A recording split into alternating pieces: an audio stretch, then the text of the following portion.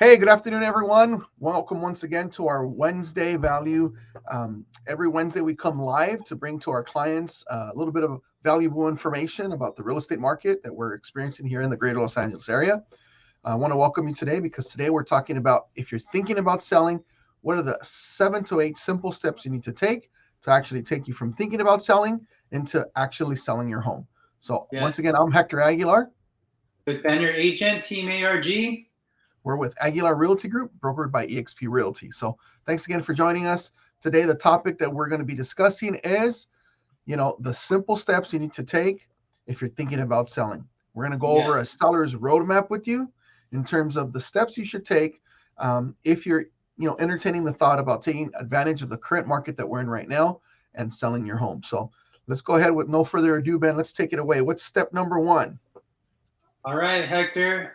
Step number one is meeting with a real estate professional like us. And Yes. why would that be important? Well, that's interesting, right? Now, step number one is to meet with the real estate professional. We just recently met with a seller here down the road in La Puente, where our office is located, and it's interesting that every home has different aspects to it that maybe each other home or maybe a neighboring home may not have. So it's important for us to go and visit with you to kind of determine what upgrades you've done to the home, what condition it's in, maybe give you some tips as to how to, clean it up, declutter, things of that nature. And it helps us understand what your home is actually going to offer to the market, right? In this particular Yeah. case, the home had an accessory dwelling unit, an approved, permitted accessory dwelling unit.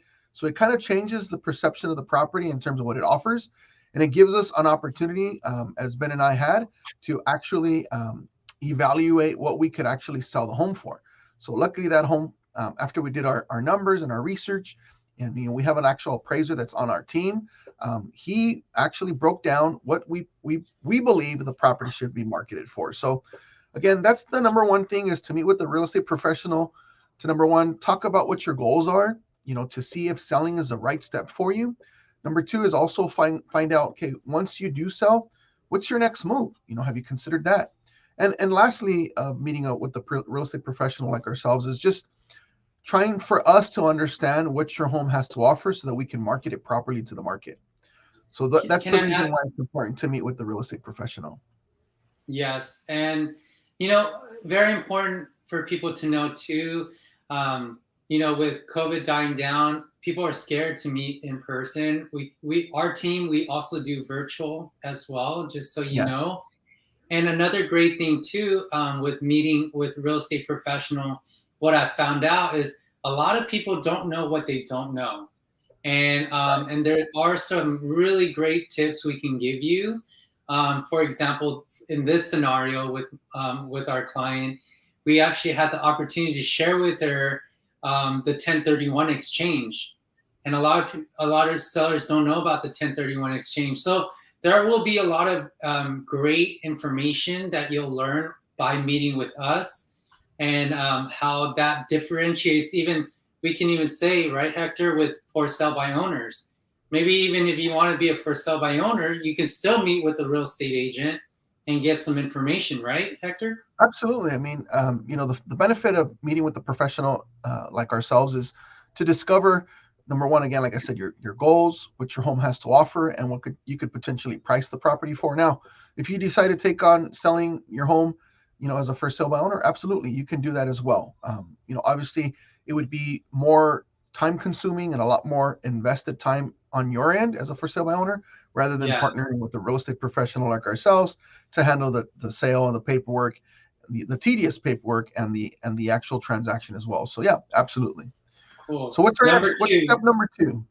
So number two here is, how do we establish the price? This one's really important. This one's very tough, right? How do we Yeah. step number two is once you meet with the professional agent is establish a price. Now, how do Yes. we go about doing that? Right? We need to, this is part of our initial visit with you as a seller as well, is we need to actually sit down, see what your home has to offer, and then in this particular market, you can't just go based on comparables. And what does that mean? Yeah. It means taking two or three or four properties that have the similar features as yours in the sense of bedroom count, bathroom count, square footage, finishes, updates, upgrades, things of that nature, and then finding the 4 or 5 homes that recently sold to determine what we believe might be the correct market price, right? Or our sale price. But there could be a little bit of difference, right? Right now, we're experiencing that many sellers are receiving several offers Yeah. and they're actually selling Yeah. their homes above sale price, right? But Yeah. here's the key, right, Ben? And this is what we've learned is that it's absolutely important for you as a seller to price your property correctly from the very onset, right? Yes.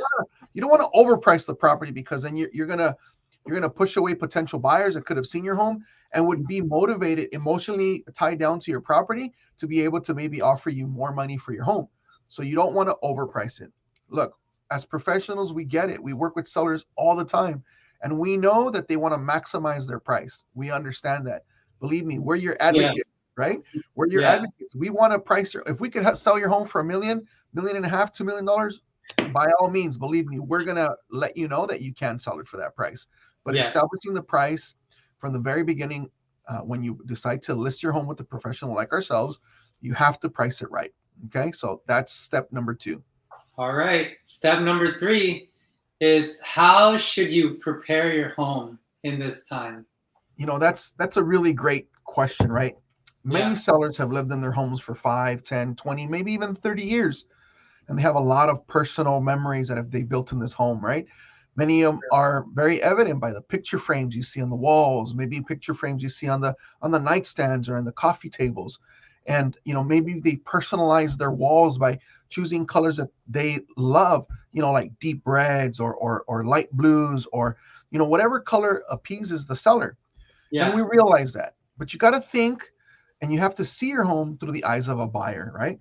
And Yes. what's going to make your home stand out is obviously be organized well, be decluttered, and absolutely be depersonalized. Because what you want to do is you want to allow the buyers that come through your home to see themselves sitting in that living room, having Yeah. dinner at that dining room table, cooking their Right. dinners in their kitchen, right? Yeah. So the more opportunities you give them to visualize themselves in that property, the better, right? If you do have Yes. choice colors that you painted the homes, and let's say a pink bedroom for a girl or a blue bedroom for a boy, our recommendation is give it a fresh coat of paint and go white or go a light bright color. Right now we're seeing a lot of light grays, a lot of light blues, and so it's important to um, give those colors in there to give the rooms brightness and expansion, give them the perception of larger space. So again, that's very, very important in terms of what is needed in to prepare your home for sale, right? Yeah. And We have we a do have, question. go ahead. It's you want to read that question, Hector? Yeah, we have a question from Mr. Donald. He wants us to elaborate more on a 1031 exchange.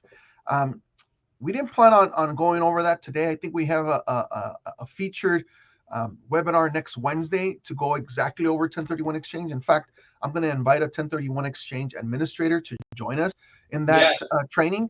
But Okay. in a simple sense, a 1031 exchange allows you to sell an investment property, a property that you own and rent, right? And you're able to sell it and use those proceeds in order to purchase another investment property of like kind, another rental property, and use that equity tax free. So that's a tool that a 1031 allows you to use. And it's an IRS tool that will allow you to dip into your equity, transfer that equity of that property into another property, and have it be tax free. So again, we'll put together a specific live stream for 1031 exchange next Wednesday. So thanks, Mr. Donald, for that question.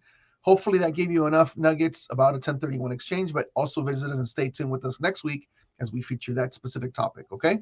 Nice. So, Moving on. real quick, I want to mention something with preparing a home. Okay, Okay. because obviously we talked about this yesterday, and we are talking about the fact that we had other videos about like how it's important to stage it. Now, in this case scenario, with this client, she has great furniture, beautiful like just layout and everything like that. So, what about those people, sellers that are asking the question, should I stage it? Should I not at this point? That's a great question, Ben. And you made a really good observation with regards to our client, right? Yeah. She has great furniture. She's got a great kitchen, dining room table, has decorated the property well. And so for her, we don't see the need to stage the property. However, Right. there are some sellers that maybe they've gotten their tenants out of their investment properties, or the property is going to be vacant because they've already purchased a home and now they just need to sell their home. Our recommendation is certainly to get it staged. So again, the buyer can see themselves or envision themselves in that property. Now, we work with a great stager that will give you a quote as to what is needed on the property. So, if you do want to entertain the thought of staging your property, we can definitely set you up with our stager. In terms of how much more price you get for your home, you'd be surprised. It does increase the opportunity to sell your home for quite a bit more money when you stage a property versus when it's just a blank, empty canvas. So great question, Ben. Awesome. Thanks, Mr. Donald. We look forward to seeing you next week for our 1031 exchange. Appreciate it. All right, let's hit the next topic here. I see that you brought the seller's will up. So the next one is step number 4 is list it for sale. And by the way, Hector, you're going to have videos showing all these steps, right? Yeah, we're going to conduct some videos on each step of this phase so that sellers are well aware of what the 8 steps are.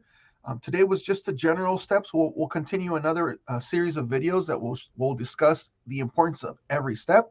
But the next step on number 4 is listed for sale, right?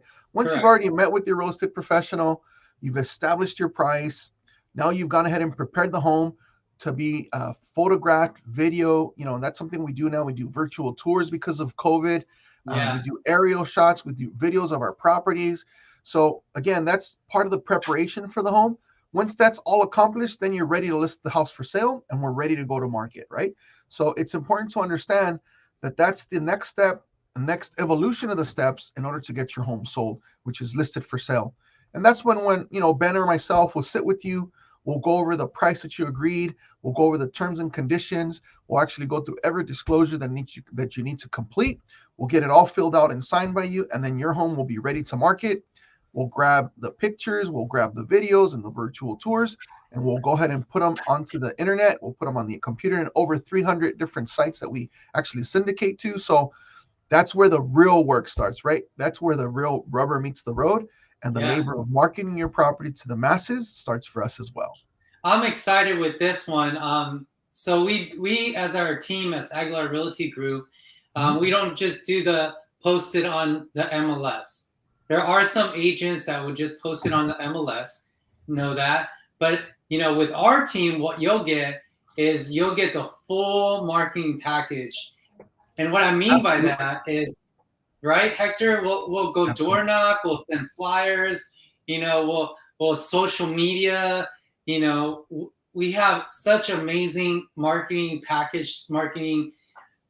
strategies to make sure you get that highest. Absolutely. You're absolutely right, Ben. One of the things that we've done is we've actually partnered with a marketing company that specifically understands the needs that are required to powerfully market your listing. Not only do we do postcards, but we have an aggressive calling campaign that will call the neighbors, not only 200 or 300, but 1,000 neighbors in your community. Oftentimes there's neighbors that live in the community that have a family member or friend that are looking to buy, and we're able to help them get into this property or get into your property. We do also a drop of 1,000 pieces.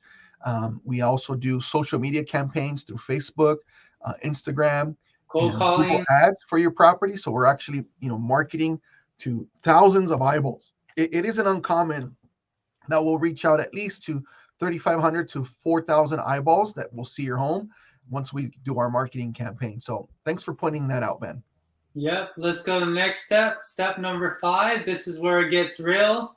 Maybe this is a good point, Hector. Maybe you can talk about how some sellers at this point, what happens when actually with this situation, if the seller is selling their home and needs to buy another home. Well, let's talk a little bit about offers and negotiation first, right? Okay. And then we'll use our newest listing coming to the market here as an example, right? Once you list the property, the marketing starts on the property. Typically, what's going to happen is, you're either going to have a couple open house dates that we set aside for an exclusive showing, or we give access to as many real estate agents that have available buyers that are looking in their homes. I would say 80 to 85% of the homes sell through the cooperation of some of our colleagues, right? So what we do Right. is we market the property not only to the neighbors in your neighborhood, but also to the top agents that are selling homes to their buyers in your community. So naturally, what's going to happen? Your home goes on the market after 7, 10, or 2 weeks, pardon me, 7 days, 10 days, or 2 weeks of being on the market. We're going to get offers, right? And what Ben will and I will do is we're going to sit down, we're going to evaluate every one of the offers. We're going to make sure that they provided their FICO scores, that they provided a pre-approval letter, and they provided us their copies of their bank statements to show that they have the capacity for the down payment and closing costs to buy your home, right? So one of the things that I want to make sure that you understand is that once we get the offers in, we're going to sit down and we're going to show you all the offers, whether it's 2 offers, 7 offers, 15 offers, or in some cases, over 30 offers. And we're going to show you the Yeah. strengths of each one of them, giving you the ability to decide which one is the best offer that you want to select. And then once we select the offer, we might negotiate some small terms in terms of like termite, maybe the home warranty, whatever the offer has that the buyer has asked for. We'll negotiate that. We'll finalize the negotiations, and then we get to the next step, which is what? Step 6. Yeah. Step Step 6 six, is, accept an offer and get it under contract. that's right. Of the multitude of offers that you received and we presented, you're going to select the best one, and we're going to get under contract. We're going to open escrow, and the process will start. Typically, it's a 30-day process, sometimes a little bit longer, sometimes a little bit less. It depends on the terms that the buyer that you selected has. If they're a cash offer, typically it might take 14 to 21 days. If it's a conventional offer, typically it's going to take between 24 to 30 days. Or even if it's an FHA offer, or a VA offer, it could take somewhere between 30 to 40 days, right? So that's being under contract, and you start the process with regards to disclosure. You do start the process with regards to home warranty. You negotiate requests for repairs if there's any, and then you finally get ready for the final details, which is step number 7, right? Number Getting your home ready for the final details. And basically, once we're under contract, we've negotiated the request for repairs, and all the disclosures have been signed and accepted by the buyer. Then typically the buyer's lender is going to order an appraisal. They get the appraisal back. If they check the value and it works out as in terms of what the offer price was and what they're financing, then they'll go ahead and move forward with loan documents. Now, right now, what are we experiencing, Ben, in the final details right now with regards to appraisal and price?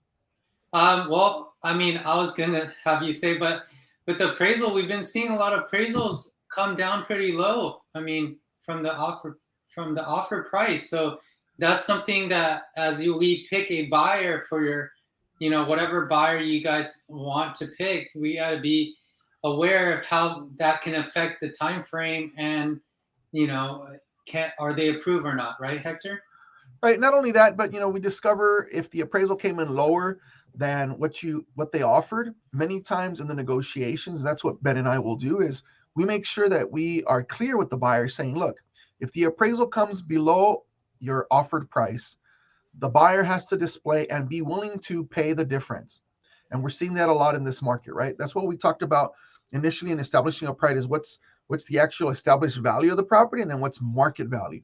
So as an example, if we sell your home and market your home for, let's say, $800,000, and we get an offer for your home that came in at $900,000, well, we need to make sure with that offer you selected that we let them know, hey, you're going to waive your appraisal contingency, which means basically that if they select your offer, you're willing to pay the difference between the appraisal value and the offer price that the seller actually accepted. So in this particular case, if your appraisal comes back at $825,000, we need to make sure as your agents that those buyers have an additional $75,000 available so that they can bridge that gap. So they can bridge the gap between the appraisal value and the offered price. Because guess what? The lenders, they're only going to finance whether it's 10%, 20%, 30% down. They're going to finance based on the appraised value. And that's Right. something that as an agent, Ben and I need to help you through the process of making sure that that buyer has the capacity to close at whatever offer price you offered. So again, that's Good part of the point. final details. Yeah. And it's really, really important that you as a seller, please heed to our advice. Ask us questions. Make sure you understand, hey, is this buyer that I'm selecting, do they have the capacity to be able to pay the difference, right? Those are some of the final details that are part of step 7. Once we clear that, what's the next step, Ben? Close the final closing. The We final popping closing. bottles. That's right. And so typically what happens on the final closing is, during the final details and the final closing, hopefully you've already packed, you put all your belongings, you've boxed up, and you're going to get ready to move out. So traditionally we've seen in this market that after closing, the new buyers will allow you 2 to 3 business days, calendar days, to move out, giving you time to get your movers there, pack up your vans, and then be on your way to the next chapter of your life, the next property of your life, right?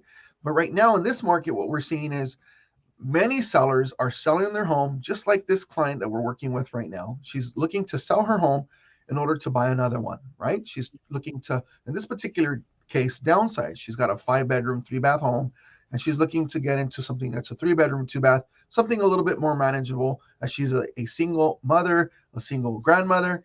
And so she's looking to downsize, but she needs to sell, free up her equity, and then buy the next property, right? So in those cases, we typically will ask the buyers for a little bit of leeway. We'll ask them for like 10 days possession. So the seller can stay in possession for up to 10 days to allow us to close on their sale, get the proceeds wired from their escrow into their purchase escrow, and then be able to close the purchase concurrently, right? So we are experiencing a little bit of sellers remaining in possession, but it's not too expensive. There are some cases where maybe some sellers are buying a new construction and they might need 45 days because they need a little bit more time to finish their property, to finish it and have their certificate of occupancy, or maybe they decided to move out of state and the property they're closing on there isn't just ready yet. So that's a case by case basis. We can definitely discuss that in the initial offer negotiation stage, which is step 5. But again, we'll guide you through it. We'll be your advocates, and we'll make sure that whatever days you need to move out, that we can put that in the contract, right? Yeah. Real quick shout out to Valerie. Thanks for hopping on. Thank you, Valerie, for joining us. Thank you. Yeah. I was just thanking Valerie for joining us. Oh. If all you guys are watching this and it's bringing you value, it'll really help us out if you can just hit the like, the hearts, definitely help our video get out there more, and appreciate everyone coming in today. Any last minute words? And in closing, we try to bring you every Wednesday something of value, something the market needs to hear. Next week, we're going to be talking about 1031 exchanges and how some investors can take advantage of that 1031 exchange rule. Yes. But certainly, we like to bring value to the market. You can find our videos also on YouTube. We stream them live to YouTube, and you can come back to our Facebook page and also watch them back on our Facebook page.